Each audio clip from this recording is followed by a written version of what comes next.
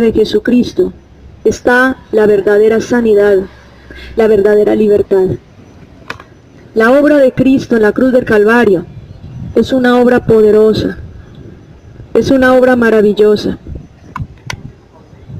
Lo que Él hizo en la cruz del Calvario, no hay nadie ni lo habrá que pueda superarlo. Porque en esa obra poderosa en la cruz del Calvario es donde está nuestra verdadera libertad. Amén. Todos sabemos que así es. La semana pasada habíamos estado estudiando el tema de que la cruz, el Gólgota, el monte del Calvario, es un lugar de intercambio, ¿de acuerdo? Es un lugar, un escenario maravilloso donde sucedieron cosas profundas que afectaron el curso del universo, tanto hablando en términos espirituales como en lo natural. Cambiaron el curso de la historia de la humanidad. Y más allá de la historia, el curso hasta de la eternidad, el curso de todo el universo, no solo de la creación, sino también de las cosas eternas. Todo fue cambiado, todo fue transformado por lo que Cristo hizo en la cruz. Para recordar acerca de lo que habíamos estado hablando, la remisión. Acuérdense que ¿qué era lo que habíamos dicho acerca de la remisión? Que la remisión era el acto que solo lo hace Dios. Solo Dios puede hacer remisión. Era el acto de quitar la culpa, anular la sentencia. Era un acto legal. Y los actos legales tú sabes que solamente los pueden hacer personas de autoridad, ¿verdad? Entonces en el universo, la máxima autoridad del universo es ¿quién? Dios. Entonces Dios, por su propia iniciativa, sin estar obligado a ello, sin merecerlo nosotros, tomó la decisión de quitarnos la culpa. Tomó la decisión de darnos la oportunidad de que fuese anulada la sentencia de muerte que había contra nosotros por causa de nuestros pecados. Y solo lo hace Dios. Habíamos dicho que ninguna religión, ningún líder religioso, ninguna persona, ninguna religión, ninguna corriente religiosa, nada que te muestre a ti otro camino tiene la potestad de hacer remisión de tus pecados, o sea, quitarte la sentencia que tenías delante del trono. ¿Y qué pasa si esa sentencia no me hubiera sido a mí quitada? Cuando el Señor regrese, que es muy pronto, vendrá un juicio. Y dice la palabra que seremos juzgados vivos y muertos. Estamos haciendo un repaso de lo que hablamos la semana pasada. Y ese juicio sobre vivos y muertos serán aquellas personas condenadas si hay una sentencia vigente todavía. Entonces, si hay una sentencia vigente, entonces las personas tienen que pagar según la sentencia que le fue determinada.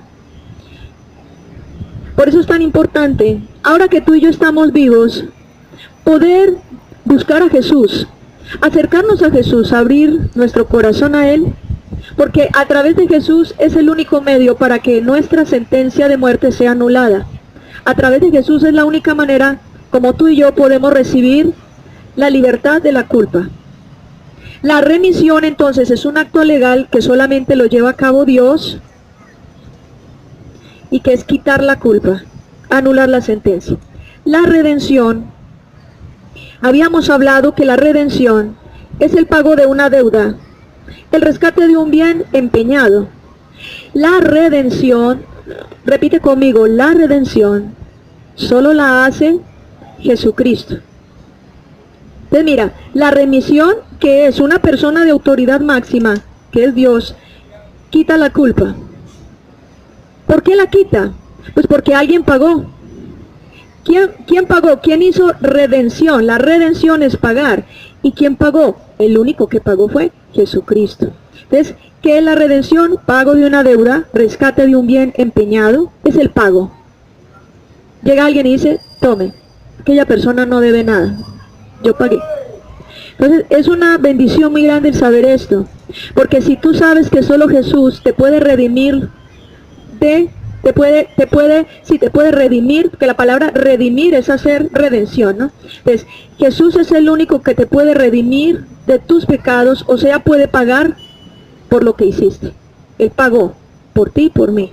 Es el único que puede redimir. Si tú sabes que Jesús es el único que puede redimir, y a ti viene de pronto una religión que una vez una señora me dijo, no, es que nosotros nos salvamos porque nosotros tocamos puertas todos los días por las mañanas y entregamos unas revistas.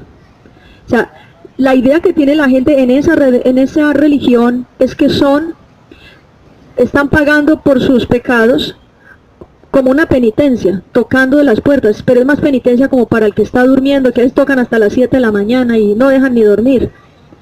Entonces tocan las puertas y entregan unas revistas.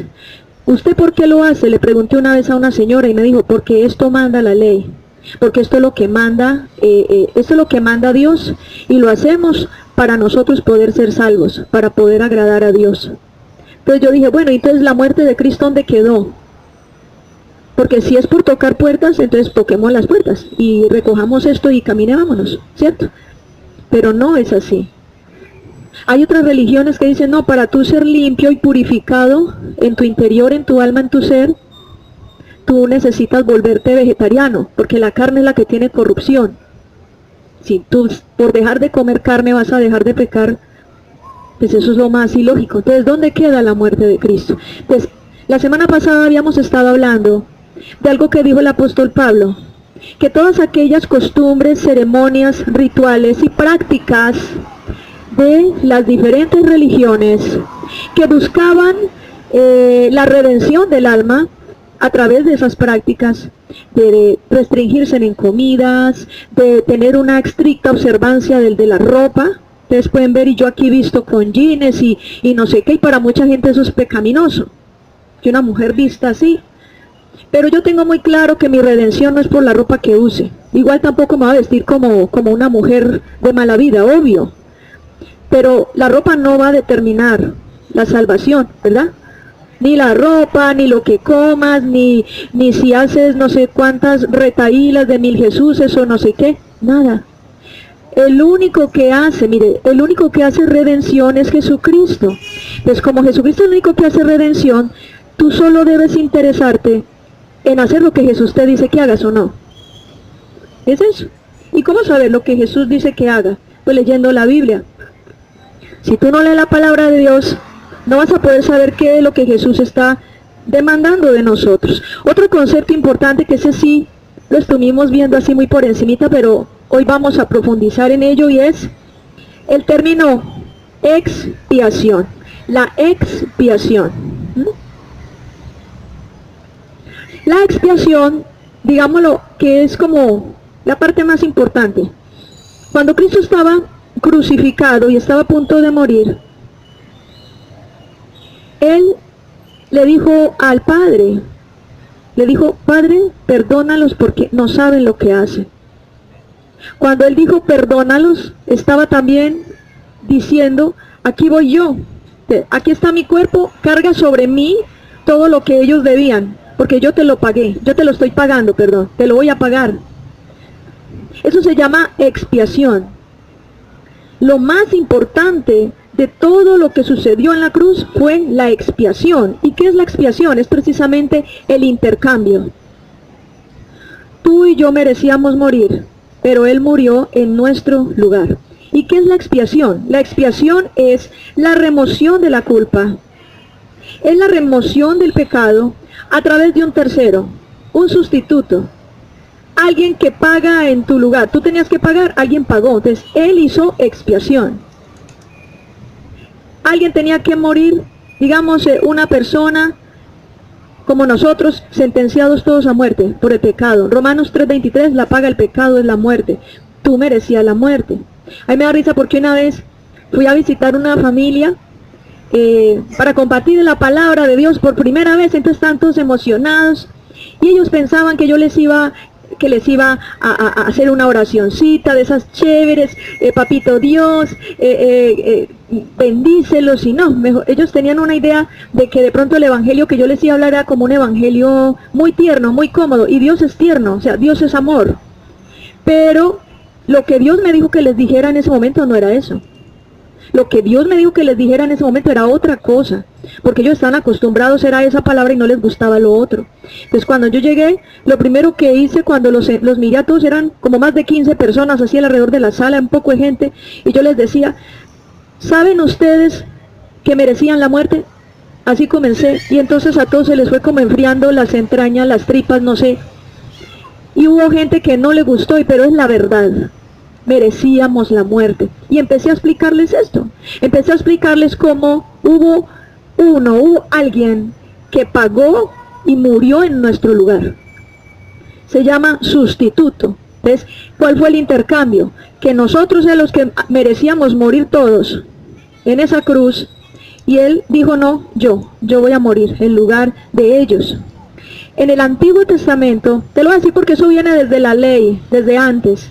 En el Antiguo Testamento Dios había establecido, en la ley, había establecido, en el libro de Levítico específicamente, que era necesario para el perdón de los pecados usar un animal para hacer expiación. O sea, que ese animal cargaba y ponían las manos sobre el animal, ponían las manos sobre el animal y confesaban a Dios los pecados para que ese animal cargara con los pecados. Así era como hacían en el Antiguo Testamento. Y entonces, cuando el Padre envió a su Hijo a morir en la cruz del Calvario, dice la palabra de Dios que Él fue como ese cordero del sacrificio. Pues cuando tú confiesas tus pecados, te arrepientes, estás recibiendo la expiación que hizo Jesús por nosotros.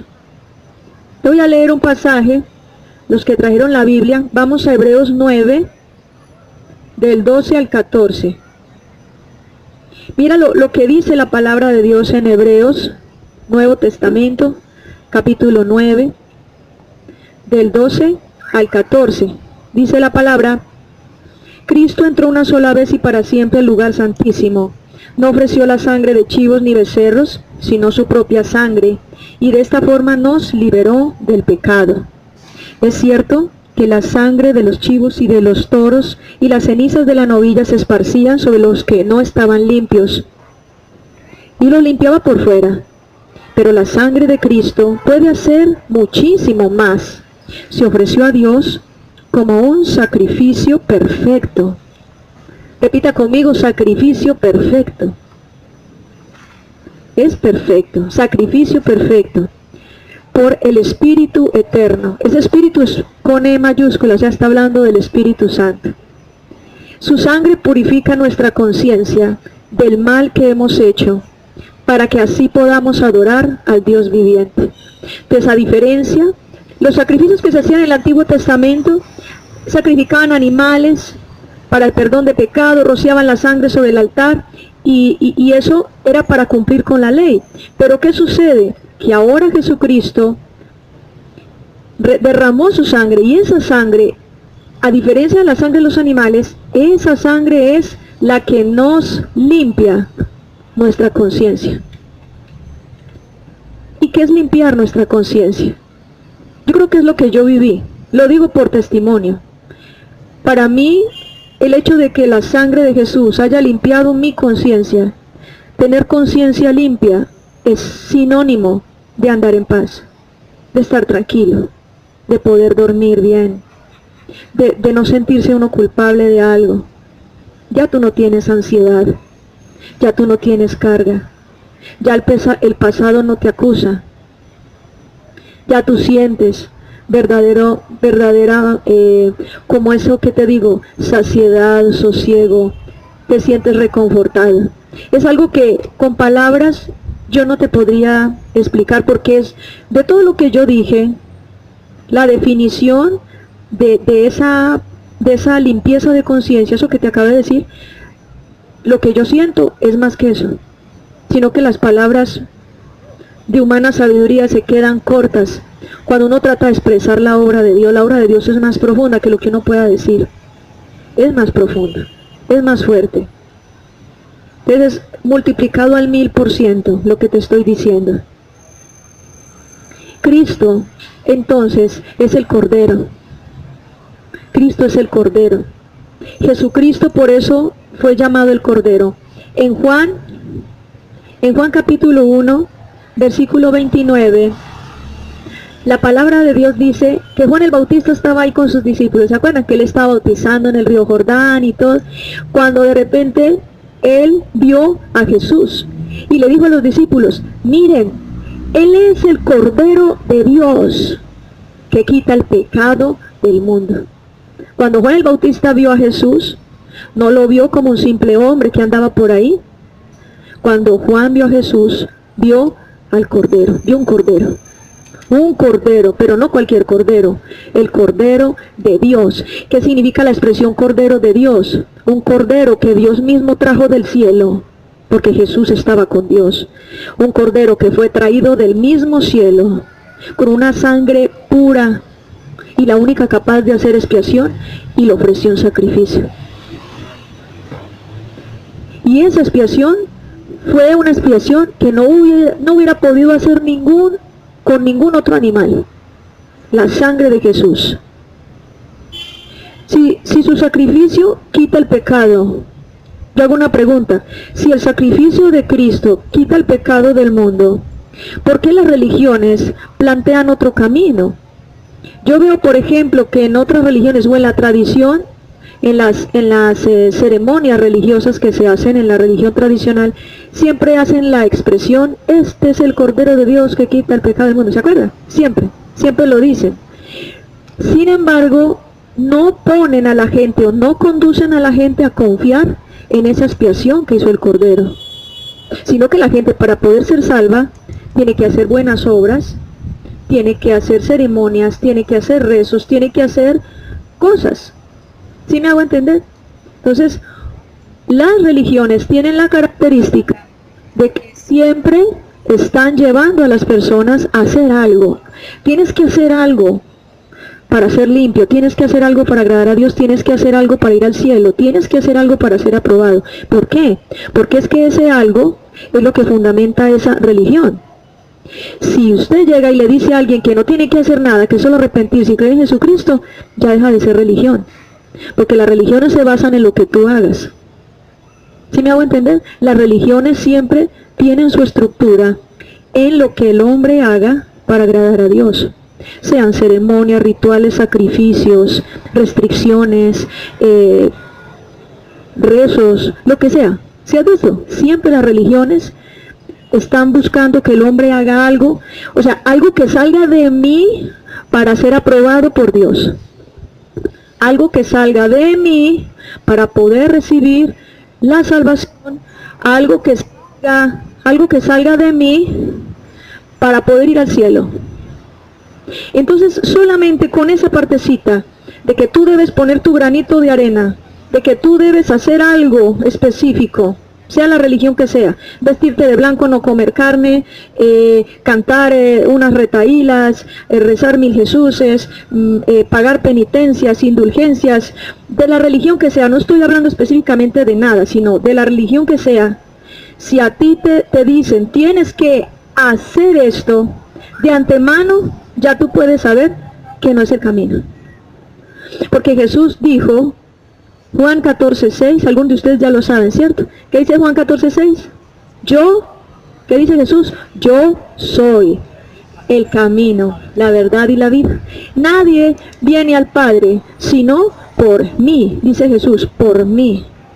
Entonces, las religiones siempre están buscando que tú vayas al Padre por lo que tú hagas. Que tienes que hacer buenas obras para ir al cielo. Que tienes que hacer no sé cuántos rezos para ir al cielo, que tienes que vestir de cierta manera para ir al cielo, que tienes que hacer esto o aquello para ir al cielo. Pero entonces, lo que me dice la Biblia, si tú lees la Biblia solamente, lo que me dicen las Sagradas Escrituras es que no hay nada que pueda permitir que se haga esa expiación. No hay nada. La expiación perfecta la hizo Jesús en la cruz del Calvario. Jesús hizo la expiación perfecta. Y mira lo que dice Jesús. Y esto le ocasionó que la gente se llenara de ira contra Jesús. Marcos capítulo 7. Mire lo que dice Jesús con respecto a eso que te estoy hablando. Dice Marcos capítulo 7, versículo del 6 al 9. Escucha muy bien esto, no te dejes distraer por lo que hay alrededor, tranquilo. Dice, Jesús le respondió, hipócritas, Isaías tenía razón cuando profetizó sobre ustedes. Este pueblo me honra de labios para afuera, pero su corazón está lejos de mí. De nada les sirve que me adoren, porque todo lo que enseñan son normas de hombres. Sigo leyendo versículo 8. Ustedes han olvidado los mandamientos de Dios y solo cumplen tradiciones humanas. Sigo. También les dijo, vaya manera de ustedes convencer a la gente para que siga la tradición de ustedes y deje de seguir los mandamientos de Dios. ¿A qué se refiere Jesús con la tradición de ustedes? A todo aquello que te enseñan que debes hacer para agradar a Dios, pero no está en la Biblia. Vuelvo y te repito, tradiciones humanas, Jesús le llama a todo aquello que las religiones te dicen que debes hacer, pero que no están en la Biblia. Lo que supuestamente tú tienes que hacer para agradar a Dios. Y este tema no es de eso, pero ahí te dejo la inquietud. Por eso es tan importante leer la Biblia, porque mientras tú más leas la Biblia, más claridad vas a tener de qué es lo que verdaderamente tienes que hacer. Si alguna religión dice, no, es que tú tienes que rezar 1000 Jesuses, o sentarte un jueves de la semana que llaman Santa a contemplar un aparato así amarillito, y dice, hay que contemplar al Santísimo porque esto y esto, empezando porque el Santísimo no es ese aparato. ¿Sabes qué? La palabra Santísimo, ¿qué es? Un lugar dentro del tabernáculo que Dios le reveló a Moisés. Lugar santísimo, donde estaba el arca del pacto. Pero ahora con la muerte de Cristo, ya nosotros no contemplamos físicamente algo santísimo. Nosotros podemos entrar al lugar santísimo, lugares celestiales, y podemos llegar a la presencia de Dios. Hebreos 10, del 19 al 20. Así que, hermanos, por la sangre de Cristo podemos entrar confiadamente al trono de la gracia, al lugar santísimo, a través del camino nuevo y vivo que Él nos abrió, esto es, en su cuerpo. Cristo murió para abrirnos el camino al Padre. Entonces, mientras la gente puede estar sentada contemplando una imagen, un objeto que le llama santísimo, yo prefiero arrepentirme de mis pecados, acercarme a Jesús y en mi corazón tener al Espíritu Santo y poder entrar las veces que yo quiera al lugar santísimo. ¿Tú qué prefieres? ¿Contemplar un objeto que le llaman santísimo o entrar literalmente al lugar santísimo y poder estar en la presencia de Dios? ¿Qué prefieres tú? No sé qué prefieras, pero yo prefiero, en vez de estar ahí mirando una estatua sentada en una banca o un objeto, yo prefiero más bien estar en comunión con Dios, postrarme, cerrar mis ojos y subir al lugar santísimo. Eso es lo que yo quiero. Yo quiero eso.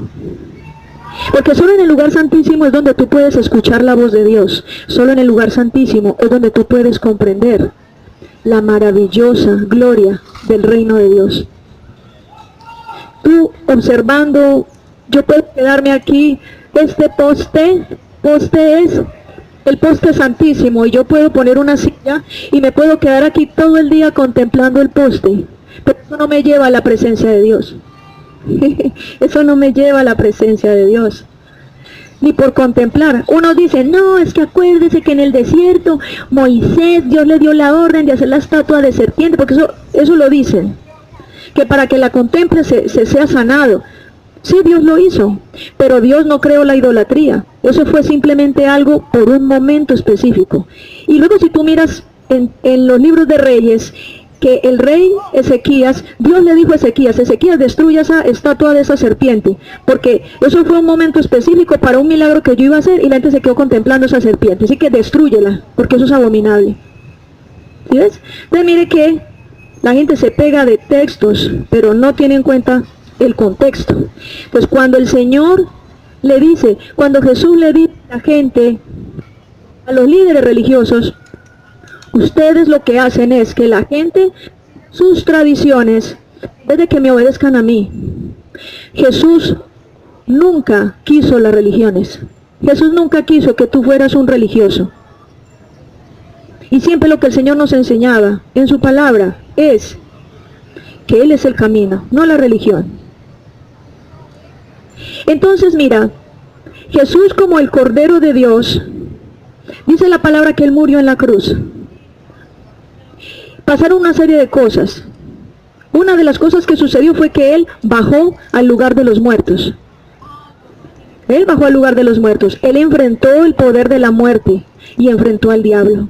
Apocalipsis 1:18 dice, yo estaba muerto pero ahora vivo, le dice Jesús a Juan el Bautista. Y tengo las llaves del Hades y la muerte. Dice, las llaves es la autoridad. Entonces, ningún líder religioso, ni Buda, ni Krishna, ni ninguno de esos dioses que se adoran, fue capaz de vencer la muerte y resucitar de entre los muertos. Jesús tomó las llaves y ejerció dominio sobre la muerte.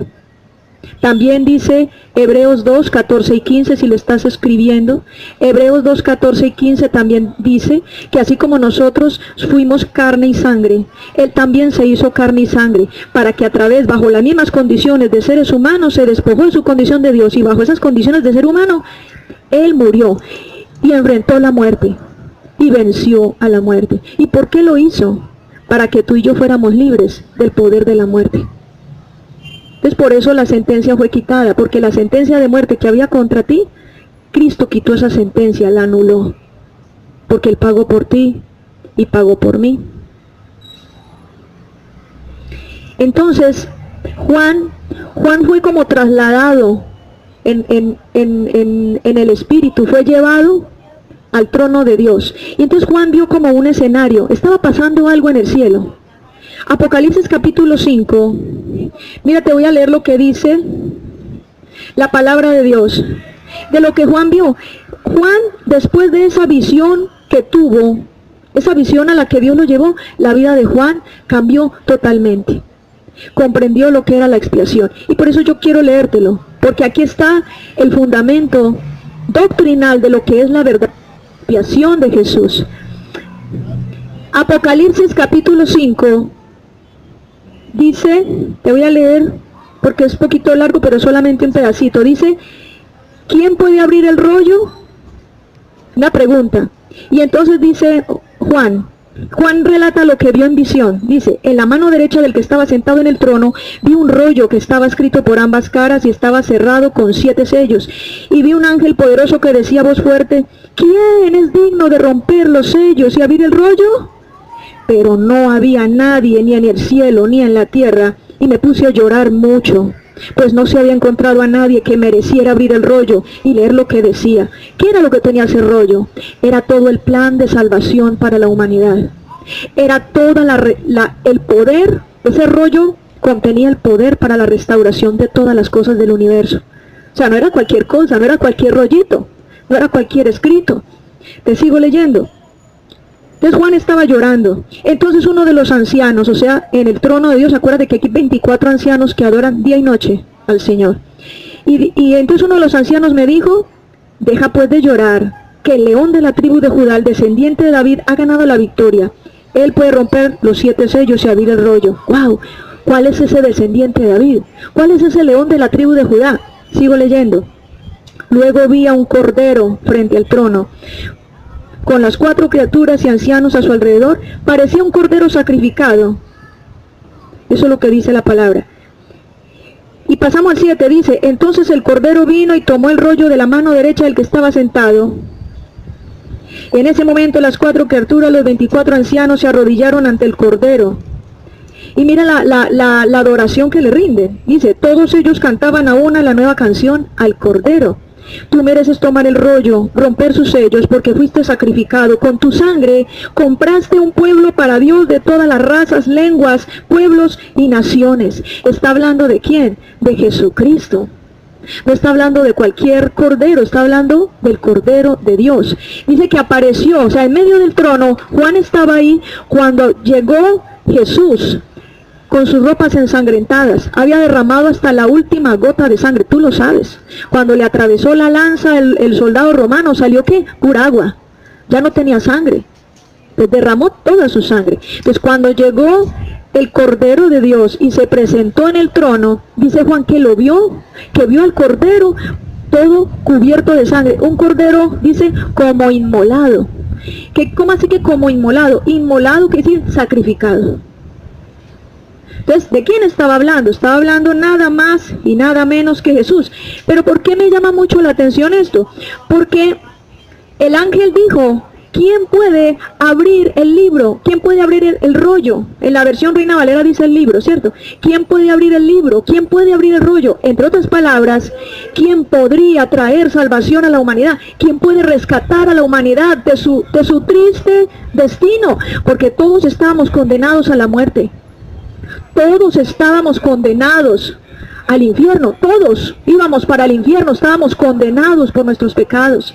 Ese era nuestro cruel destino. Y entonces el ángel exclamaba, ¿quién puede abrir ese rollo? ¿Quién puede salvarnos? Y entonces Juan se puso a llorar, porque miraron en el cielo, no había nadie. ¿Por qué? Porque dice la palabra de Dios que aún Dios ni siquiera confía en sus ángeles. Se le revelaron la tercera parte. Entonces no hay de qué hacer un caldo. Igual los ángeles que quedaron con Dios son fieles. Sin embargo, Dios no se fía de ellos. Entonces en el cielo buscamos ángeles, nadie. Ni los seres celestiales, nadie tenía esa potestad. Y buscaron en la tierra y pues nos veían eran nosotros, que en otros sí no había de qué hacer un caldo. Entonces, ¿qué dijo Juan? ¿Qué hizo Juan? Se puso a llorar. Juan, el apóstol Juan, no es Juan el Bautista, el apóstol Juan, que fue el que recibió la revelación de Apocalipsis. ¿Tú sabías que el libro de Apocalipsis lo escribió el apóstol Juan? Entonces, el apóstol Juan se puso a llorar. Dijo, y yo me puse a llorar, porque no se halló ni en el cielo ni en la tierra, en ninguna parte del universo, en ninguna parte se halló, ni siquiera una estrella, ni un planeta, ni un astro. Nadie era digno de abrir ese rollo, nadie era digno de traer salvación al mundo, nadie era digno de hacer expiación por nosotros, de quitarnos esta culpa. Nadie. Tú te imaginas la gente en el Antiguo Testamento, tú te imaginas antes de la muerte de Cristo, cómo lloraba Moisés, cómo lloraba Abraham, cómo lloraban los profetas, Jeremías, Ezequiel, Isaías, cómo lloraban clamando al Señor la salvación del mundo.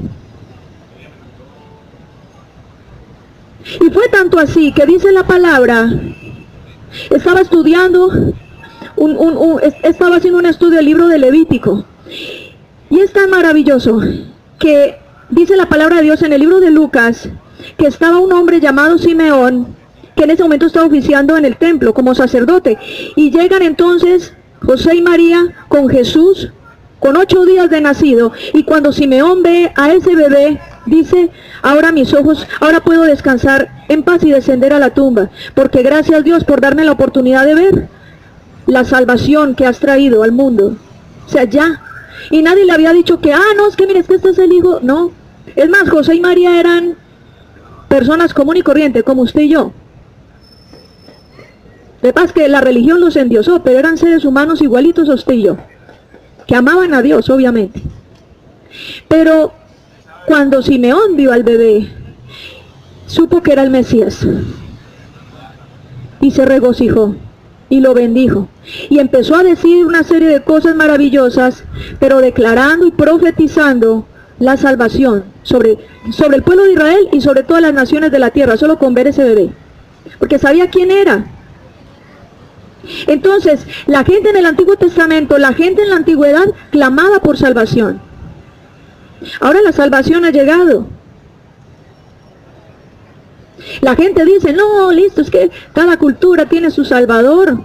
Para los judíos, allá en Israel es Jesús, pero también está Mahoma, que es el héroe, el profeta del Islam. Y otros, no, para nosotros es Krishna, que no sé qué. No, para nosotros es... Mire, esto no es un problema de culturas. Te voy a decir por qué. Porque el que creó los cielos y la tierra es el Dios Todopoderoso. Y el hijo de él no se llamaba Krishna. El hijo de él no era Mahoma. El hijo de él se llama Jesucristo. Así que Jesucristo trasciende las culturas, trasciende los países, las naciones. Jesucristo es el Salvador de todas las naciones de la tierra. No es de una religión. Si Jesús fuera de una religión, yo no estaría aquí predicando.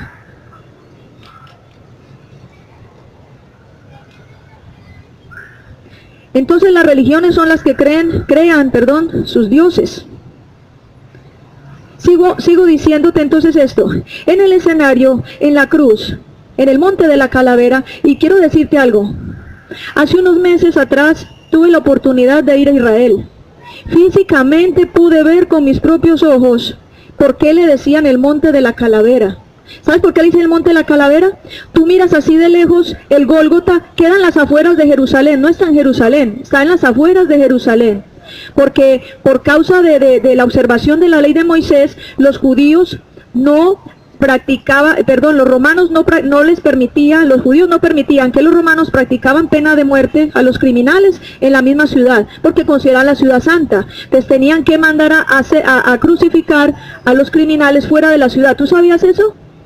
Fuera de la ciudad. Y fuera de la ciudad había un monte, un lugar específico llamado el monte de la calavera. Y cuando uno pasaba así, tú miras y es la cara de una calavera. O sea, es la calavera y aquí arriba está la superficie. Es de verdad una calavera. Yo no alcancé a tomar la foto, pero es algo terrible. Un lugar de muerte, un lugar de oprobio, fue un lugar de extrema humillación para Jesús. Entonces en ese lugar, imagínate como en un escenario determinado estaba Jesús y entonces había una sentencia, el acta de decretos, la sentencia que había contra ti y contra mí. Estábamos condenados a muerte, ahí estaba la sentencia contra toda la humanidad, estaba la sentencia, pero había alguien que tenía el pago. Como cuando una persona tiene la plata en el bolsillo para ir a pagar la deuda. ¿Y sabes cuál era ese pago? La sangre que corría por las venas de Jesús. Aleluya. Ese era el pago. Entonces, estaba la sentencia, estaba el precio del pago, estaba el tercero, que era él, el que hacía expiación. Entonces se hizo, ¿qué? El intercambio. Él murió. Repite conmigo, Cristo murió por mí. Hizo intercambio. Fue un intercambio. ¿Y por qué tuvo que hacerse así? Porque la gente puede haber dicho, pero es que ¿por qué Dios se iba a complicar, mandar su hijo, que tuviera que morir? Es que Él no podía quitarnos así la culpa de una. Si Él es todopoderoso, ¿para qué se iba a poner en las cosas? Pues quiero explicarte algo, y es lo siguiente. Dios nunca puede violar sus leyes, porque es Dios. Dios es infalible, es indiscutible, es inmodificable. Dios es perfecto. Y Dios es Dios. Las leyes que Dios creó en el universo, Él no las viola. Los seres humanos hemos violado las leyes porque nos creemos la última Coca-Cola del desierto, pero nos ha ido muy mal. Dios nunca viola sus leyes. Y todo pecado tiene consecuencia. Pues sí, la humanidad había pecado, todos nosotros habíamos pecado y merecíamos la muerte. ¿Cómo Dios podía pasar por encima de sus leyes, violar sus leyes para favorecernos a nosotros? Ni riesgos, porque entonces Él se habría hecho también infractor. Y ahí sí que apague y vámonos. Él es Dios. Y nunca falla y nunca se equivoca. Entonces todos estábamos condenados a muerte. Y Él dijo, voy a enviar a mi Hijo. Que no era cualquier ser humano, el Hijo de Dios. Voy a enviar a mi Hijo, quien tomó forma de ser humano, para pagar por todos. O sea que sí se cumplió la ley, hubo un pago. Mira que la ley sí se cumplió, Dios no violó la ley, la cumplió. Pero la cumplió ¿en quién? En su Hijo. Los que son aquí padres saben, aman a sus hijos y no permite que nadie les toque ni un pelito a sus hijos. Ahora imagínate Dios dando para morir en la cruz a su propio Hijo, solo por ti y por mí. Personas pecadoras que no merecíamos eso. Nosotros no éramos dignos de Cristo, no éramos dignos de su muerte. Y lastimosamente la gente en su soberbia y en su orgullo piensa que Jesús nos estaba haciendo un favor, que Jesús no solamente muere por nosotros en la cruz, sino que también tiene que andar todo el resto de la vida detrás de nosotros rogándonos para que nos arrepintamos. Y no es así. Nosotros no éramos dignos de Él. No éramos dignos de Cristo. Te sigo leyendo. Entonces, ¿cuál fue el intercambio? Ahí vamos entonces a la palabra. Y vamos a comenzar. Mira que esto apenas ha sido la introducción. Hace 8 días y hoy apenas vamos en la introducción. Pero ¿cuántos están en bendición hoy? Era necesario hacer este estudio y bien detallado, no en un solo día, sino en varios días. Vamos a Isaías 53 y vamos a leer del 1 al 7. Dice, ¿quién realmente creyó lo que oímos? ¿Quién vio en ello el gran poder del Señor? Creció delante de Dios como un retoño, como una raíz en tierra seca. No había hermosura en él o majestad para que nos fijáramos en él. No había en él nada atrayente como para que nos gustara. La gente lo despreció y hasta sus amigos lo abandonaron. Era un hombre lleno de dolores, conocedor del sufrimiento, y como alguien a quien otros evitan, lo despreciamos y no pensamos que fuera alguien importante. Versículo 4, verdaderamente, mira, pon mucha atención en esto que voy a leer, porque aquí está uno de los fundamentos más importantes del Evangelio. Verdaderamente Él soportó nuestros sufrimientos y cargó nuestros dolores, aunque nosotros pensamos que Dios lo había castigado, golpeado y afligido. En realidad, Él fue traspasado debido a nuestra rebeldía, fue mayugado por nuestras maldades, por las maldades que nosotros hicimos. El castigo que Él recibió hizo posible nuestro bienestar. Sus heridas nos hicieron sanar a todos. Todos nosotros nos habíamos perdido como ovejas. Cada uno agarró por su camino, pero Él, Señor, cargó en Él todo el castigo que merecíamos. Tremendo. Lo trataron cruelmente, lo torturaron, pero Él se mantuvo humilde y no protestó. Permaneció en silencio, como cuando llevan a un cordero al matadero, o como cuando una oveja guarda silencio ante los que lo trasquilan. Entonces, fíjese, ese fue el intercambio. Entonces yo empecé, cuando te dije, la semana pasada yo te dije que yo estaba orando, preguntándole al Señor acerca de qué quería que yo predicara en este lugar. Él me dijo, la cruz es un lugar de intercambio. Y me llevó a Isaías 53. Y cuando empezamos a leer Isaías 53, aparece claramente todo el intercambio, todo lo que fue intercambiado. Lo primero, de varias cosas que vamos a estar estudiando en varios domingos, el primer intercambio que se hizo allí en la cruz fue que Él cambió nuestro dolor y nos trajo gozo. Repite conmigo, Él cambió mi dolor por gozo. ¿Cómo así que dolor por gozo? Sí, dice la palabra que Él fue un varón experimentado en sufrimientos. Y cuando dice la Biblia experimentado en sufrimientos, es porque los sufrió todos y al máximo, recargados, mega sufrimientos, macro sufrimientos. Todos los sufrimientos de la humanidad los sufrió en la cruz. Y esto que te digo son palabras de humana sabiduría muy chiquitas, muy limitadas, pero lo que realmente pasó es mucho más de lo que estoy diciendo. Es mucho más profundo. Cuando una persona cree en su corazón y recibe el dolor que padeció Cristo, ese conocimiento del dolor de Cristo hace que tú y yo nos conmovamos y que no nos queden ganas de volver a pecar. Porque es que es algo serio. La religión no te muestra ese dolor. Es más, cuando están diciendo el sermón de la misa del gallo, las 7 palabras, yo qué sé, la gente está bostezando, las peladitas mirando el reloj, y ahora con el WhatsApp, con el Facebook, están ahí escribiéndole al novio, ya casi salimos, que mi abuelita me hace feo, entonces no me puedo salir todavía. Pero la realidad es que el dolor que Cristo sufrió en la cruz, tú y yo no tenemos ni la más mínima idea, ni la más mínima capacidad de percepción de lo que Él sufrió. Cargó todo el dolor de la humanidad, y cuando te digo todo, es todo el dolor de la humanidad, todo lo cargó, todo. Por eso es tan sencillo. Cuando tú te arrepientes de pecado, recibes a Jesús, y le dices, Señor, hazme libre de todo dolor, Él viene y te quita el dolor y tú sientes una paz que no te la había quitado ni los calmantes del terapeuta, ni la charla con el psicólogo, ni la conversación de la cervecita en el bar con el amigo con el que te desahogaste.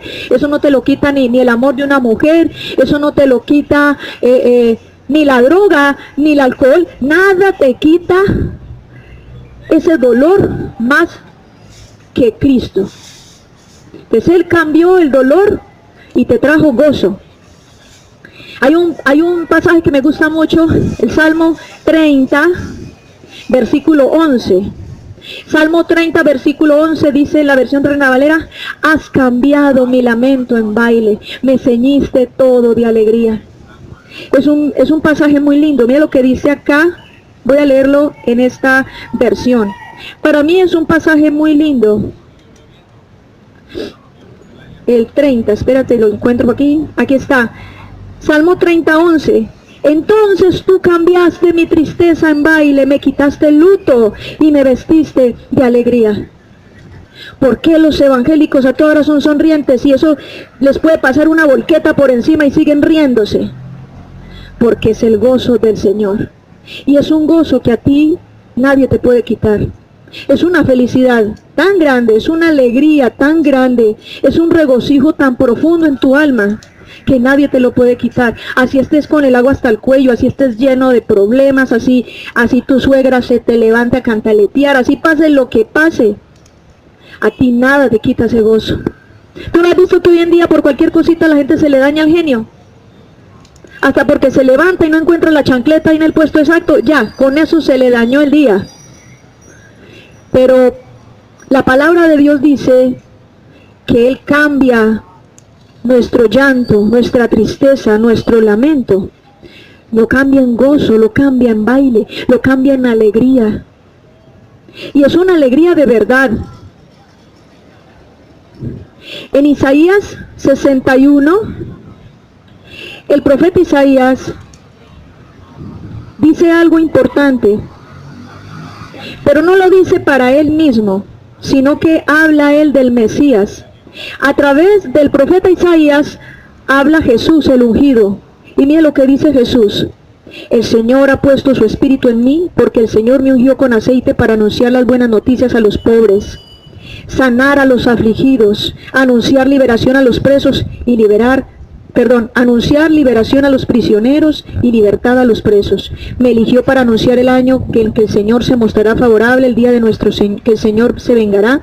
Me eligió para consolar a todos los que están tristes, para darle al pueblo de Sión una corona en vez de ceniza, aceite de alegría en vez de luto, vestido de alabanza en vez de espíritu triste. Pues el llamado, la misión de Jesucristo de venir a salvar a la humanidad es hacer que aquellos que creamos en Él seamos revestidos de alegría. Y el traje de luto que tú y yo teníamos por causa del pecado, ese traje nos lo quitamos y nos ponemos alegría. Es que aquí dice, me vestiste de alegría. La alegría es un vestido. La alegría es como un vestido. Espiritualmente, la Biblia llama a la alegría como un vestido. Y en vez de esa tristeza que nosotros teníamos, hay algo que te quiero aclarar. ¿Tú sabías que existen dos tipos de tristeza?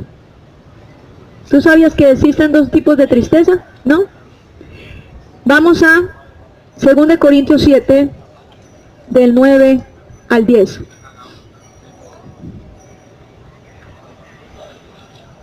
2 Corintios 7, del 9 al 10.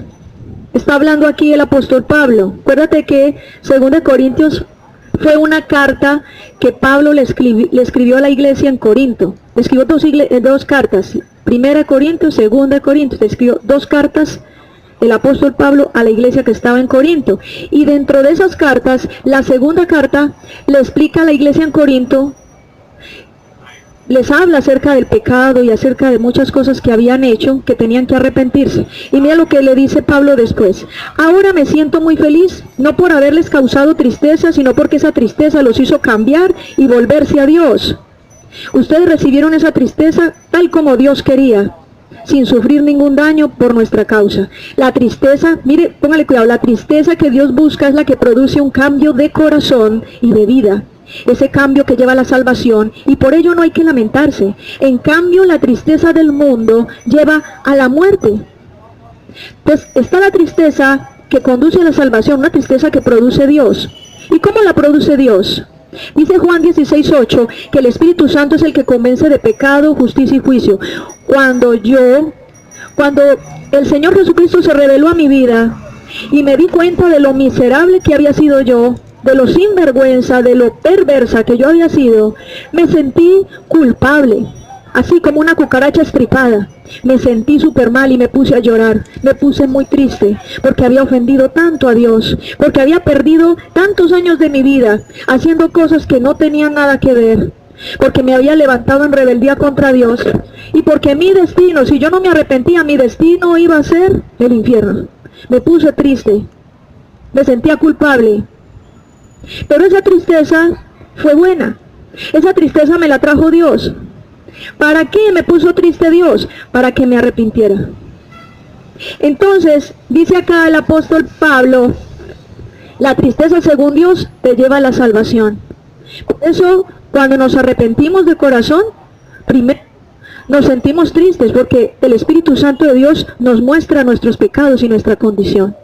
No hay ninguna persona que diga que vino a los pies de Cristo y que nunca se sintió culpable por sus pecados.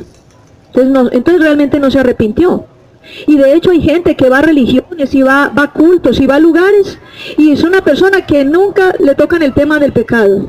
Y es una persona que nunca se ha sentido culpable por las malas cosas que ha hecho.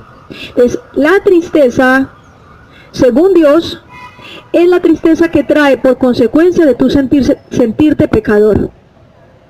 Y lo bueno de eso, ¿cuál es lo bueno de eso? Que esa tristeza no te dura toda la vida, te dura el momento. Si usted no se arrepiente, pues bueno, lleve del arrume, lleve del bulto. Pero si usted se arrepiente, ya usted no tiene tristeza. Ah, ¿por qué? Porque usted ya no se siente mal con Dios, usted ya no lo ofendió. Es como la sensación que puede sentir un hijo cuando ofende a su padre y se va así, y levanta el hombro y arruga la cara y se siente muy chévere. Pero por allá en el rinconcito se siente muy mal. Y empieza una tristecita por ahí, ¿sí o no? Una tristecita. Y no siente paz hasta que no va y le pide perdón al papá. Así mismo sucede con Dios. Mientras tú y yo no estemos bien con Dios, nos sentimos tristes, porque sabemos que en el fondo hay algo que hay que resolver. ¿Cómo es la tristeza del mundo? La tristeza del mundo viene como consecuencia del pecado. Por ejemplo, si tú sabes que la droga te destruye y sigues consumiendo droga, la gente vive un ciclo. Primero el ciclo de la ansiedad, donde tienen que conseguir el dinero para comprarla. Luego la satisfacción de la ansiedad cuando consumen. Después de que consumen y se le pasa el efecto, se sienten culpables, se sienten tristes. Y ese ciclo lo viven una y otra vez, eso todo el tiempo es lo mismo. Entonces, esa tristeza de haberse gastado la plata, de haberle robado a la mamá, de haber vendido la plancha, yo qué sé, o de haberse metido, yo no sé en dónde fue, o aún personas que han robado y que han matado por robar un celular para ir a venderlo y consumir. Esa tristeza es según el mundo. La tristeza de la muchacha que la mamá le dijo una otra vez, muchacha, no se meta con ese tipo es raro, es un sinvergüenza. La muchacha se metió, aparte que era casado. La pelada resultó en embarazo. Entonces la muchacha ahí en el hospital con el examen de la prueba de embarazo, ¿qué hace la muchacha? Se pone a llorar. Está triste, ¿verdad? Esa tristeza según ¿qué? El mundo. De la tristeza, según el mundo, es la tristeza que sentimos nosotros como consecuencia de nuestro pecado. No porque estemos arrepentidos, sino como consecuencia de nuestro pecado. Esa tristeza no lleva a la salvación. Porque hay gente que se ha sentido triste, la pelada estaba triste y llorando, no falta el que se le atraviese y le diga, eso no me preocupe, camine, la lleva a un lugar donde hacen abortos, chao. Entonces sufre y de todo, destruyen el bebé, la criatura, comete aparte de eso homicidio. Y después de unos días de recuperarse los calditos con la amiga y no sé qué, y vuelve y sigue parrandeando y se consigue otro novio. Entonces mire que esa tristeza no conduce a la salvación. Ni tampoco, por ejemplo, el que está en ese ciclo de la droga, el del alcohol, se gastó toda la plata, no tiene con qué mercar, está flaco como un palillo. Entonces, esa tristeza no conduce a la salvación. Así como hay tristeza según el mundo, porque tú dices, no, es que Dios, ¿por qué no se compadece Dios de mí si yo me siento triste? No, tú no te sientes triste según Dios, se está sintiendo triste según el mundo. ¿Sabes cuándo va a venir Dios a manifestar sobre tu vida misericordia? Es que mire, yo les digo algo, y es que la gente tiene la convicción equivocada de que todo el que sufre Dios lo tiene que consolar. Y no es así. Te digo esto, una mala noticia, no todo el que está triste recibe consolación de Dios. ¿Tú sabías eso? No todo el que está triste recibe consolación de Dios. ¿Por qué? Porque es que hay tristeza que es consecuencia de tus malos actos. Y de la única manera que viene consolación es cuando tú te arrepientes. Porque es que el arrepentimiento trae salvación. Y a través de la salvación también viene el Espíritu Santo. ¿Quién es el Espíritu Santo? El Consolador. ¿Te acuerdas que Jesús le dice a los discípulos, pero conviene que yo me vaya porque el Padre les enviará el Consolador? El Consolador es el que nos consuela de toda tristeza. Así como hay tristeza del mundo y tristeza según Dios, también hay gozo. Hay alegría según Dios y hay alegría según el mundo. ¿Cuál es la alegría? ¿Cuál es la alegría de Dios? En Nehemías, capítulo 8, versículo 10, estaba Nehemías, no te voy a contar el contexto porque es larguito, pero Nehemías era un gobernador en Jerusalén. Y había tenido de parte de Dios la misión de construir las murallas de Jerusalén, para que la gente en la repatriación volviera a establecerse en su territorio, en su nación. Entonces, habían personas que estaban tristes porque el sacerdote Esdras se levantó a leer el libro de la ley, o sea, el Antiguo Testamento, porque en esa época no había Nuevo Testamento, sino el Antiguo. Entonces, se levantó a leer el libro de la ley y la gente se sintió conmovida por todo lo que leía Esdras, y toda la gente se sentía culpable de sus pecados porque le habían fallado a Dios, y dice la palabra que ahí muchos se pusieron a llorar por sus pecados. Y entonces Nehemías les dice, no estén tristes, vaya, organícense que mañana vamos a levantar culto al Señor. No estén tristes porque el gozo del Señor es nuestra fortaleza. Entonces ahí donde está, ¿cuál es el gozo de Dios? El gozo de Dios es el que a ti te da fortaleza, tú te sientes bien. El gozo del Señor, tú no necesitas nada. Porque hay gente que dice, ay, es que la vida de los cristianos tan aburrida, que no toman, que no hacen esto, que no hacen aquello. Mire, es que estamos, la verdad, les digo, estamos tan felices por la presencia de Dios en nuestras vidas, tenemos tanto gozo que nos da unas fuerzas, y para nosotros eso es suficiente. ¿Cuál es el gozo del mundo? El gozo del mundo, al contrario del gozo de Dios. El gozo de Dios es nuestra fortaleza, nos fortalece, pero el gozo del mundo nos debilita. El gozo del mundo nos debilita. La gente piensa que por gastarse no sé cuánto dinero y estar en fiestas, en parrandas, en verbenas y beber hasta que se le brote el ombligo y hacer esto y aquello, que la gente así es feliz. Y dice, es que los cristianos no se divierten, los cristianos no saben divertirse, no son felices, no pasan bueno. Uno esta vida tiene que pasar bueno, dice la gente. Como dice la canción de la difunta Celia Cruz, que no se la cree ni la mamá de ella, que la vida es un carnaval. Eso no es cierto. Porque la gente piensa que bebiendo y haciendo y despilfarrando y viviendo a sus anchas, que ese es el gozo. Y ese gozo debilita. Ahora que se acabaron las fiestas de la ciudad, pasaron las fiestas de la ciudad. Hoy, domingo en la mañana, yo venía precisamente camino acá, temprano en la mañana, y uno ve la gente sin plata, por en una esquina preocupados. Ay, hermano, ¿y ahora cómo va a pagar la factura de la luz? Ay, hermano, y ahorita yo como quedé de deudas, que no sé qué. Porque se parrandearon todas las fiestas, hicieron hasta para vender. Y después, sin plata, enguayabados, hasta enfermos muchos de ellos porque les habían prohibido el trago y se desmandaron. Pues ese es el gozo del mundo. El gozo del mundo te deja a ti arruinado sin un peso. La mujer con la que estuviste por allá en el motel o en la cantina, donde sea, te escurrió la plata. como dice el dicho, más pelado que sobaco de rana, ya no tienes ni con qué comprar comida. Ese es el gozo del mundo. Ese es el gozo del mundo. El gozo del mundo, el resultado del gozo del mundo es que tú quedas débil, enfermo, afligido, preocupado, endeudado, de todo. Entonces, ¿cuál es el chiste de todo eso que dice la gente? Yo prefiero el gozo del Señor. El gozo del Señor es gratis. Es lo más saludable. El gozo del Señor es verdadero. Por eso no necesitamos emborracharnos.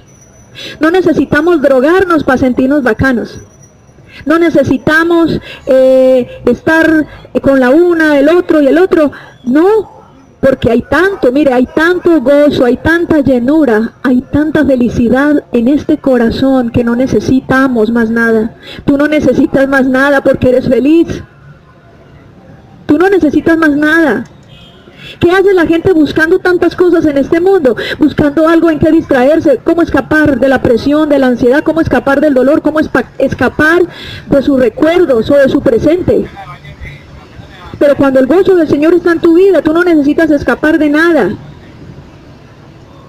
Entonces imagínate, yo acabo de leer ahorita, esto es importante lo que te voy a decir. Yo acabé de leer ahorita Isaías 61. Del 1 al más o menos creo el 3. Y entonces el profeta Isaías profetiza, pero es Jesús el que está hablando a través de él. ¿Sí me hago entender? Él profetiza, pero es Jesús el que dice, el Espíritu de Dios está sobre mí, porque me ha ungido para darle buenas nuevas a los pobres, para liberar a los prisioneros de sus cárceles, para darle sanidad a los enfermos, para darles consuelo y gozo a los que están afligidos. O sea, para traer sobre la humanidad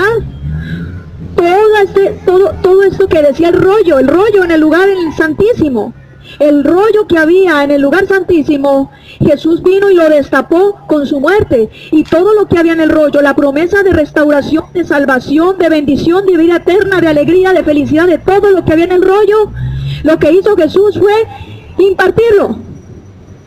Él murió para que ese rollo, él luego podía abrirlo e impartir todo lo que había en ese rollo. Entonces Jesús, sabiendo lo que dijo el profeta Isaías, que de otras cosas te lo cuento, cuando escribió el profeta Isaías el libro que dice Isaías, el profeta, Antiguo Testamento, el profeta Isaías escribió la revelación que Dios le dio, que todos llamamos el libro de Isaías, en el año 735 antes de Cristo. Póngale ahí redondeado, 800 años antes de Cristo. Cuando te digo antes de Cristo, estoy hablando del año 0, ¿no? El año en el que Él murió en la cruz. ¿Listo? ¿Estamos ahí? En el año 0, cuenta de ahí para atrás, 800 años. Hace 800 años, Isaías recibió la revelación de lo que iba a pasar cuando Cristo, en el año 0, diera su vida en la cruz y lo que iba a impartir a la humanidad. Isaías. Entonces mira que la Biblia no dice cosas incoherentes. Totalmente coherente. Hace 800 años Isaías dijo eso.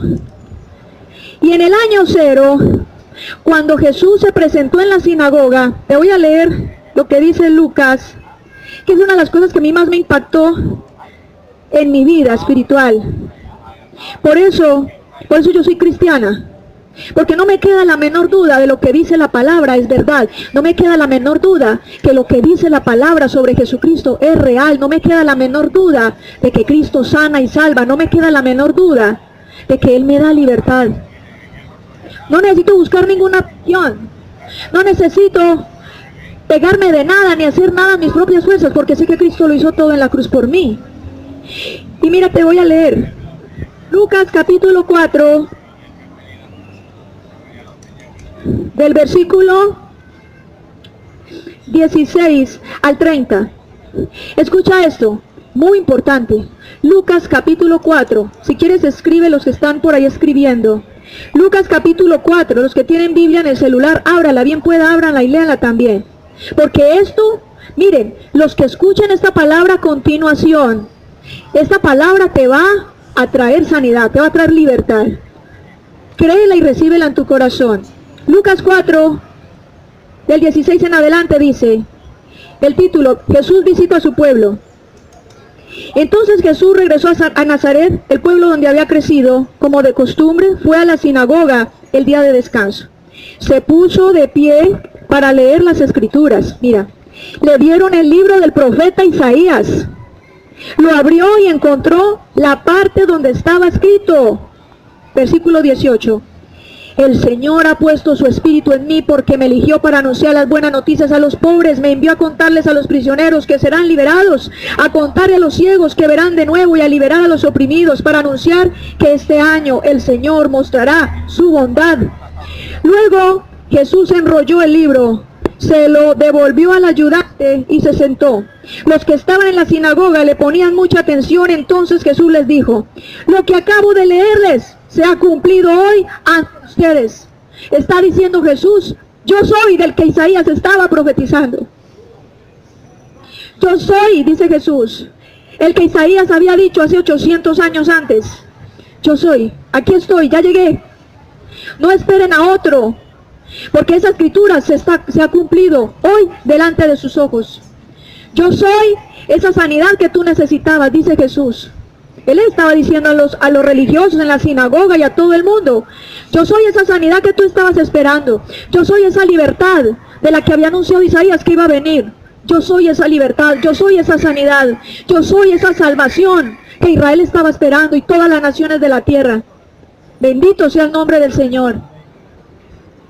Eso es lo que dijo Jesús: yo soy. Y mira lo que sucede, que eso es lo que hace la religión. Todos hablaban bien de Jesús. Voy al versículo 22. Todos hablaban bien de Jesús, estaban impresionados por lo bien que hablaba y dijeron: oiga, ¿no es este el hijo de José? Él les dijo: yo sé que me van a venir con el viejo refrán: médico, cúrate a ti mismo. Haz aquí tu propio pueblo, lo mismo que oímos que hiciste en Capernaum. Pero les digo la verdad, no se acepta ningún profeta en su propio pueblo. Les aseguro que en los tiempos de Elías no llovió durante 3 años y medio y no había comida por todo el país y había muchas viudas en Israel. Pero Elías no fue enviado a ninguna de ellas, sino a la viuda de Sarepta en la región de Sidón. También en los tiempos del profeta Eliseo había mucha gente con lepra en Israel, pero ninguno de ellos fue sanado, sino Naamán, que era sirio. Escucharon esto, todos en la sinagoga se enfurecieron, tanto que se levantaron, agarraron a Jesús, lo arrastraron fuera del pueblo, lo llevaron a la cima del cerro donde estaba construido el pueblo para tirarlo desde allí. Pero Jesús pasó por en medio de todos y siguió su camino.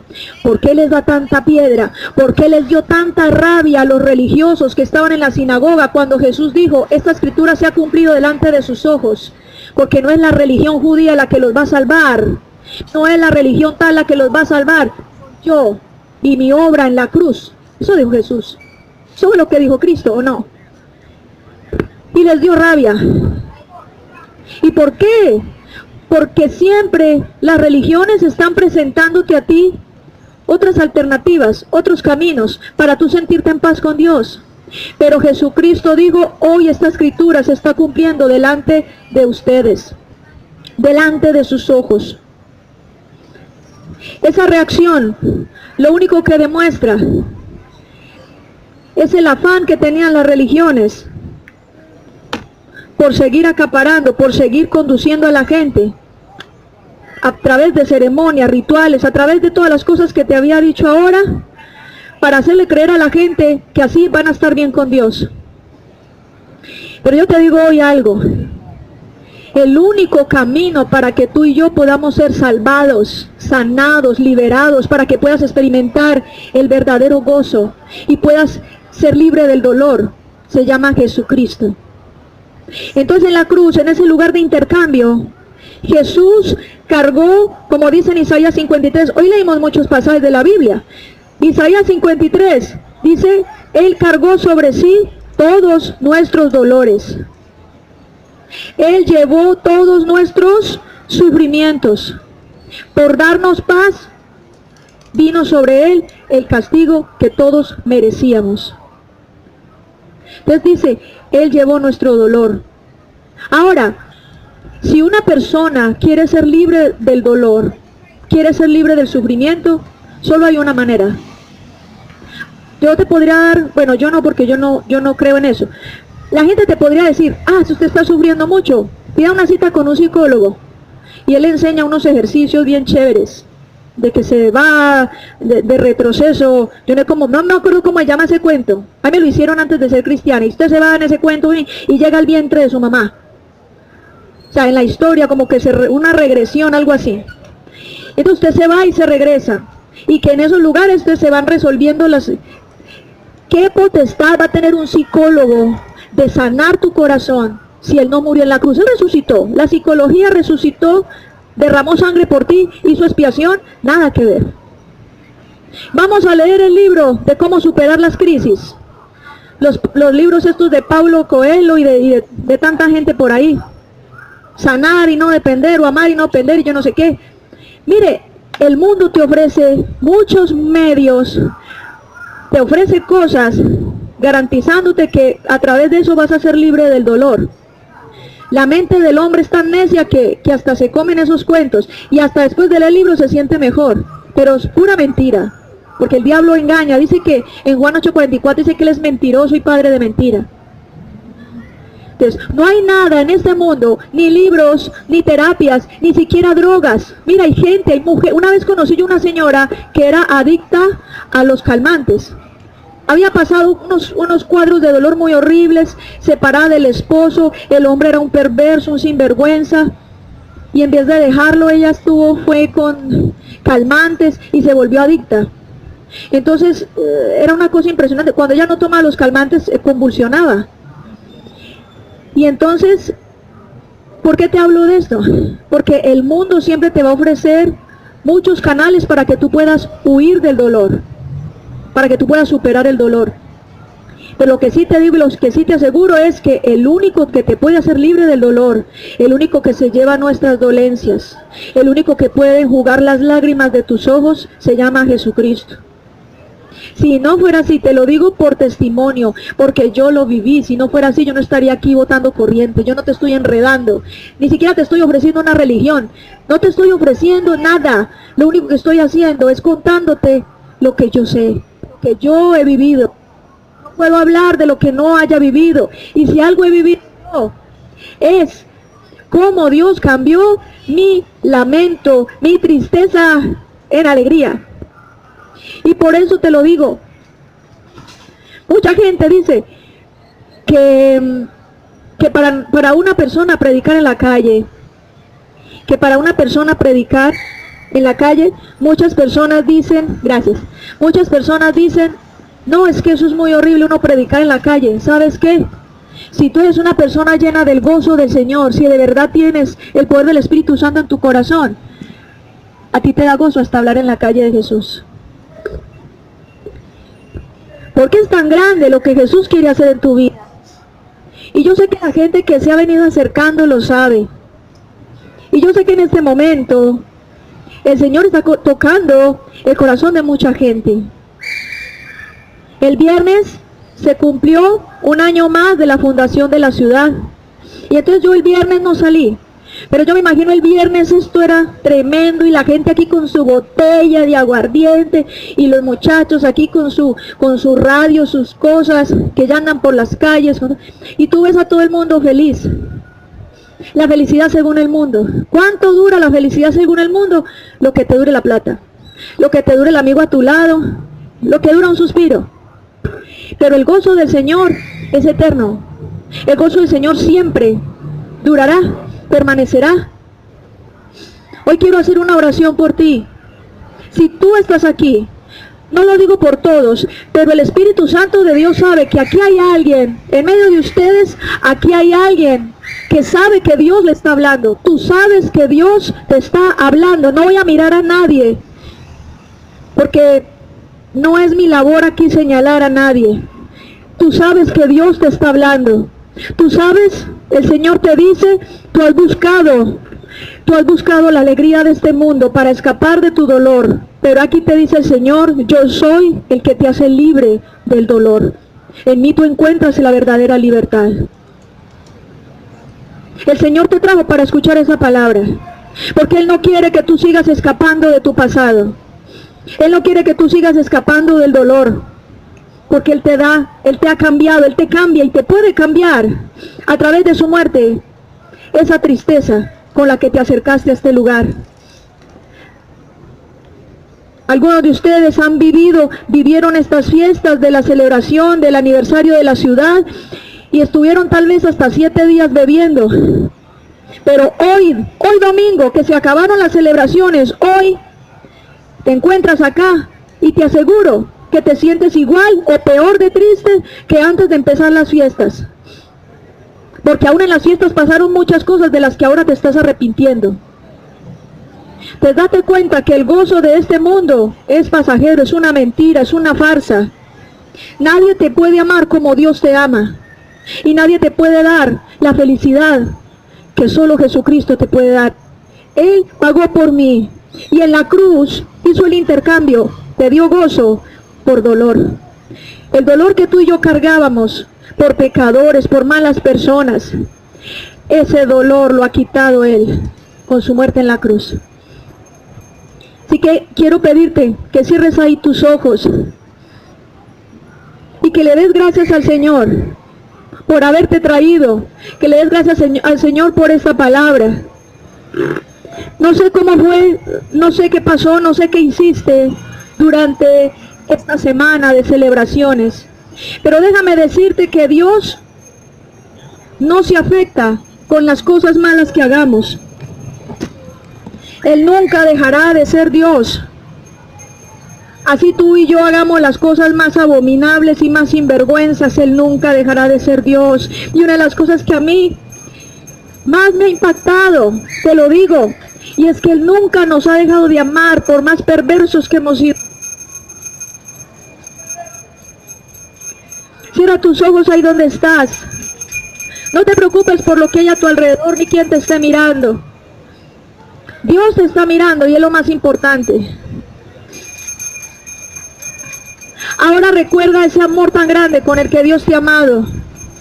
Recuerda el fiel amor con que Dios te ha amado a pesar de nuestros errores, a pesar de nuestros pecados, a pesar de todo lo que hayamos hecho, aún lo que pasó esta semana, lo que hiciste esta semana. Con todo y eso, Dios no te ha dejado de amar, eso te lo aseguro. Dios no te ha dejado de amar y por eso estás aquí, porque Dios fue el que te trajo. Dios te inquietó, tú no viniste porque yo te caigo bien. Yo ni siquiera no predico bonito, ¿sabes? Yo no te predico bonito. No te predico bonito. Hay gente que no le gusta y le choca lo que yo predico, pero es que eso es lo que dice la palabra. Entonces no viniste porque te gusta como predique. Tú viniste fue porque el Espíritu Santo te trajo. Para que supieras algo, y es que Él te ama, no te ha dejado de amar. Y lo más tremendo y lo que más conmueve mi corazón es que Él nunca te dejará de amar, nunca me dejará de amar. El amor de Dios es más grande que nuestros pecados. Pero Él no puede violar sus leyes. Él quisiera bendecirte, Él quisiera estar contigo, pero solo hay una manera, y es de que tú te arrepientes y le abras tu corazón a Él. Cierra tus ojos allí. Todos aquellos que saben que han buscado el gozo donde realmente no está. Todos aquellos que saben que la tristeza que han tenido es por consecuencia del pecado y que quieren ser libres de esa tristeza y que quieren empezar una nueva vida, yo les invito para que hagan conmigo esta oración. Dile conmigo: Señor Jesucristo, yo te doy muchas gracias porque tú cambias mi lamento, mi tristeza en alegría. Tú cambias mis vestiduras de luto por vestido de alegría. Yo te pido perdón con todo mi corazón por todos mis pecados. Te pido perdón, Señor, por todo lo que he hecho. Me arrepiento con todo mi corazón. Perdóname, Señor, dile conmigo: perdóname, Señor, por haber buscado la felicidad donde no está. Por haber visto, por haberme inclinado hacia la vanidad de este mundo. Porque nada puede satisfacer mi alma como tú la puedes satisfacer. Porque nada puede llenar mi corazón como solo tú lo puedes llenar. Dile conmigo: Señor, yo hoy reconozco que solo en ti hay verdadero gozo, que solo en ti hay verdadera alegría, que solo en ti está la verdadera felicidad que yo necesito para vivir. Dile conmigo: Señor, tú eres mi felicidad, tú eres mi verdadera alegría. Tú eres la verdadera satisfacción de mi alma. Esa satisfacción que yo nunca voy a encontrar, ni en una religión, ni en el amor de una persona, ni en los bienes materiales, ni en mi profesión, ni en mi estudio, ni en nada de este mundo. Todo en este mundo es pasajero, pero tu amor nunca se acabará. Dile conmigo, Señor, tu amor nunca se acabará. Sé que tu amor me sostiene. Dile conmigo, Señor, sé que tu amor me alienta, tu amor me sostiene, tu amor fue el que me trajo a este lugar, tu amor es el que me levantará, tu amor es el que me ayudará a seguir adelante. Por eso no tengo temor de fracasar, porque tú estás conmigo y tu amor me ayudará a seguir adelante. Dile conmigo, Señor, en tus manos pongo mi vida, en tus manos pongo mis sueños, mis metas, mis proyectos. En tus manos pongo, Señor, todo lo que soy. Yo te recibo a ti como mi Señor y Salvador. Yo anhelo tu presencia, Señor Jesucristo. Dile conmigo, lléname, Señor, con el poder de tu Santo Espíritu. Que tu sangre preciosa cubra todo mi ser. Que tu sangre preciosa me limpie de toda mala conciencia. Que tu sangre preciosa me restaure. Que tu sangre preciosa que pagó el precio por mí en la cruz, en este día, esa sangre me haga libre. Dile conmigo, Señor, renuncio a todo aquello que me estaba apartando de ti. Renuncio a todo aquello que impedía que yo te obedeciera. Hoy me despojo, dile conmigo, hoy me despojo con todo mi corazón de todo lo que me hacía tropezar. Y reconozco que tú eres mi Señor y Salvador. Gracias, Señor, por tu gran amor, por tu gran misericordia. Señor, oro por todos los que están aquí presentes, que han orado de corazón, que saben que tu palabra es verdad. No lo que yo haya dicho, sino lo que dice tu palabra. Es verdad, Señor. Gracias, amado Dios, porque sé que estás trayendo paz a sus corazones. Echo fuera de sus vidas todo dolor. Echo fuera de sus vidas toda angustia. Echo fuera de sus vidas toda tristeza. Todo aquello que había impedido que ellos pudiesen ser felices. Todo lo que estaba interrumpiendo sus vidas. Echo fuera de sus vidas aún toda soledad. Toda sensación de abandono. Todo temor a ser rechazados. Echo fuera de sus vidas todo vacío. Y declaro ahora mismo, Espíritu Santo de Dios, el poder de tu Santo Espíritu, Señor, sobre sus vidas. Que tú los llenas, que tú los sanas, que tú los restauras. Y que tú les das gozo en vez de tristeza. Ellos reciben en esta hora gozo. Declaro gozo, declaro alegría, declaro libertad, declaro tu presencia sobre sus vidas. En el nombre de Jesús, declaro tu gozo, declaro tu alegría. Declaro la paz que sobrepasa todo entendimiento en sus corazones. Gracias por tu fortaleza. Gracias, Señor, por tu presencia. Gracias por amarnos. Dile conmigo, Señor, gracias por amarme tanto. Mire, el amor de Dios es más profundo, mi amigo, es más profundo que el amor que tú sabes que tu mamá tiene por ti. Hay gente que dice, no, es que con mi mamá no me ama nadie. No, pues Dios te ama más. El amor de Dios es más sublime que el amor que tú puedas sentir.